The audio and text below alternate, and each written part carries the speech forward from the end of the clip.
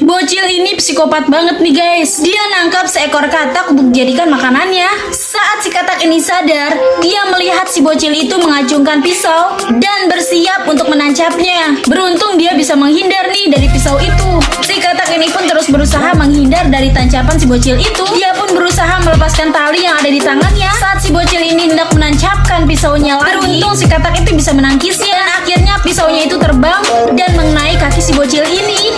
Saat si bocil ini teriak kesakitan, si katak pun mencoba untuk kabur. Dia ngumpet nih di balik toples, tapi tetap ketahuan. Dia pun melihat ada jendela nih guys. Dia terus lompat untuk bisa keluar lewat jendela itu. Sayangnya malah ketangkap nih guys. Si katak itu pun punya ide nih, menjilat matanya si anak itu. Jadi dia kesakitan dan akhirnya si katak itu pun berhasil keluar dari ruangan tersebut. Dia lega banget nih bisa keluar. Tapi tiba-tiba ada yang ngambil.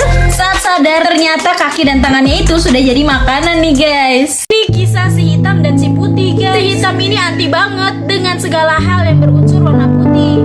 Sampai dia menulis pun tulisannya hitam nih, gak kelihatan apa-apa. Dia kesel. Datanglah si putih nih yang mengganggu si hitam. Si hitam ini marah banget karena si putih menginjak rumahnya. Si putih pun diusir nih oleh si hitam. Si putih terus berusaha nih mengajak bermain si hitam. Si hitam kesel banget nih sama si putih. Lagi-lagi si putih diusir nih guys. Karena selalu diusir, lama-lama si putih ini kesel banget. Dan tiba-tiba si putih ini berubah menjadi monster yang sangat besar nih guys. Monsternya itu marah-marah yang ngebuat lingkungan semuanya itu menjadi warna putih. Si putih ini tidak mau adanya perbedaan di antara mereka. Hitam yang anti banget sama warna putih, dia mencoba untuk kabur nih guys. Si putih makin ganas nih guys. Si hitam pun terdiam dan berpikir nih guys. Akhirnya dia memutuskan untuk menurunkan egonya nih. Si hitam pun memeluk si putih dan akhirnya si putih pun kembali seperti biasa.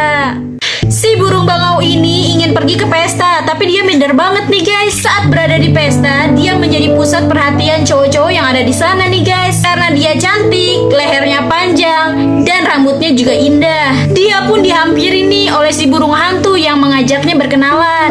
Gak lama ada burung garuda yang gagah juga nih yang mendekati dia. Si burung bangau ini sebenarnya suka banget sama si burung garuda itu, tapi dia tetap minder nih guys. Dia pun menjauh nih. Dia pun dihampiri oleh burung merak yang sangat tampan nih guys. Semua cowok-cowok di sana tuh pada caper banget sama si burung ini. Tapi lagi-lagi burung ini tetap minder. Dia pun keluar dari tempat itu. Dan saat terkena air hujan, dia pun menunjukkan wujud aslinya nih guys. Dan si burung garuda pun meninggalkannya. Dia pun jadi sedih banget.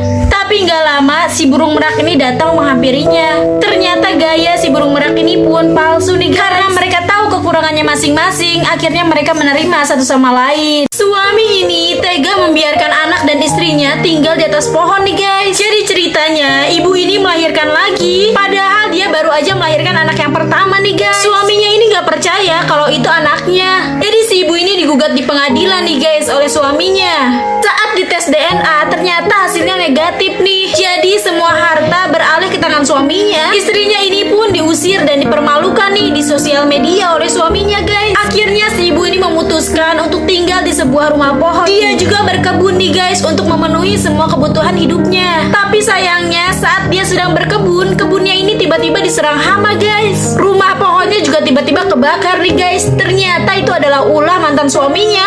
Tapi si ibu ini malah dilaporin nih sama mantan suaminya ke polisi. Untung aja si ibu ini ditolongin sama pemilik kebun. Singkat cerita, ibu ini pun sidang yang kedua. Di sana mantan suaminya ketahuan nih menukar hasil tes DNA waktu itu. Akhirnya si ibu ini menang di pengadilan kedua dan dia memenangkan kembali semua harta miliknya. Beberapa tahun kemudian dia pun menikah nih dengan si pemilik kebun dan mereka hidup bahagia nih.